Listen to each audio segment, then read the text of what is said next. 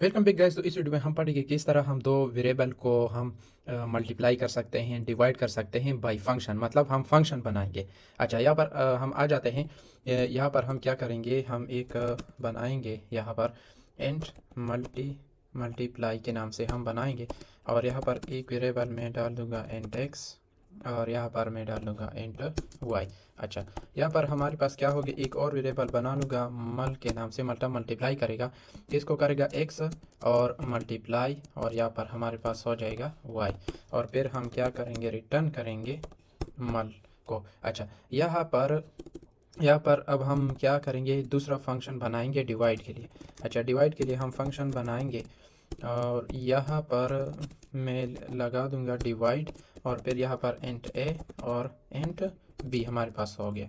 अच्छा, यहाँ पर हम कंडीशन लगाएंगे, अगर हमारे पास बी इक्वल टू ज़ीरो के बराबर हुआ तो हम क्या करेंगे, सी आउट करेंगे, यहाँ पर लगा देंगे error can not divide by zero, zero पर डिवाइड नहीं हो सकता, और यहाँ पर हम लगा देंगे इंडेल। अच्छा, एल्स अगर हमारे पास ज़ीरो, हमारे पास मतलब डिनोमिनेटर हमारे पास ज़ीरो नहीं हुआ तो हम क्या करेंगे, हम डिवाइड करेंगे किसको, ए डिवाइडेड बाय, यहाँ पर हम लगा देंगे एंड देव के नाम से मैं बना लूँगा, और इसमें मैं क्या करूँगा, ए डिवाइडेड बाय बी कर लूँगा, और फिर मैं कर लूँगा रिटर्न देव को मैं रिटर्न कर लूँगा। अच्छा, अब हम क्या करेंगे, इसको कॉल करेंगे एंड मेन में।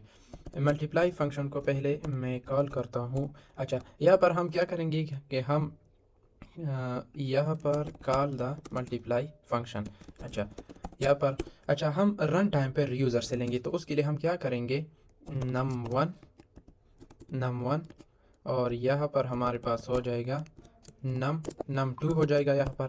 और यहाँ पर अब हम यूज़र से इनपुट लेंगे, उसके लिए message enter the values for num1 and num1 और num2 के लिए वैल्यू को एंटर करें, और यहाँ पर num1 हो जाएगा, एंटर करेगा, और फिर हमारे पास num2 को भी एंटर कर लेगा।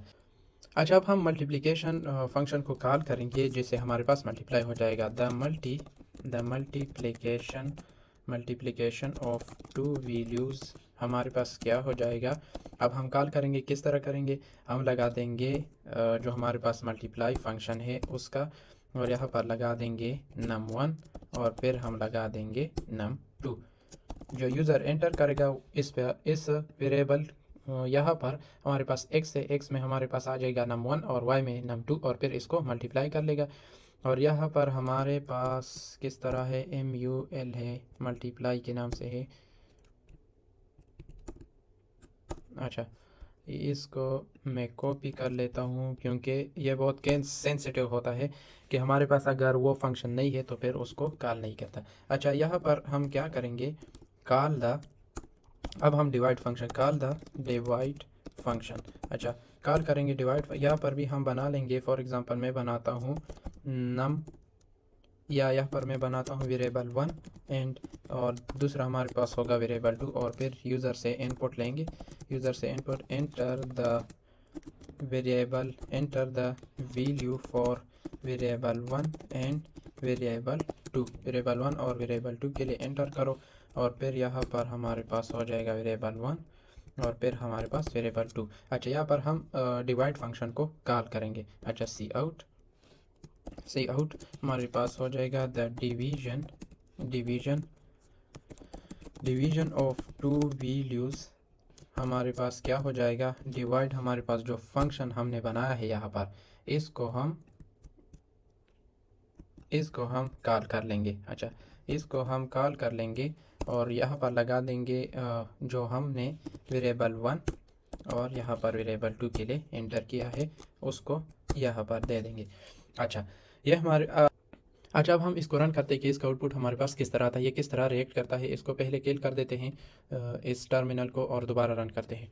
अच्छा, यहाँ पर हमारे पास ब्रैकेट का इशू आ गया, यहाँ पर आपने ये कह रहा है कि रिटर्न नहीं लगाया है। अच्छा, अब रिटर्न लगा दिया, अब हम इसको रन कर देते हैं। अच्छा, रन करने के बाद पहले हमारे पास फंक्शन मल्टीप्लाई का है, तो मल्टीप्लाई के लिए वैल्यू डालेंगे, 5 हो गया, 4 हो गया, तो हमारे पास मल्टीप्लिकेशन ऑफ 2 वैल्यू आ गया। और यहाँ पर डिवाइड के लिए फॉर एग्जांपल मैं लिख दूंगा 20 और यहाँ पर लिख दूंगा 4। तो हमारे पास आप देख सकते हैं कि हमारे पास डिवीजन के लिए भी हो गया। अच्छा, अब अगर हम डिनोमिनेटर डिवाइड में हम डिनोमिनेटर को अगर हम 0 ले रहे तो फिर हमारे पास किस तरह आउटपुट आता है उसको भी हम देख लेते हैं। मल्टीप्लाई के लिए था।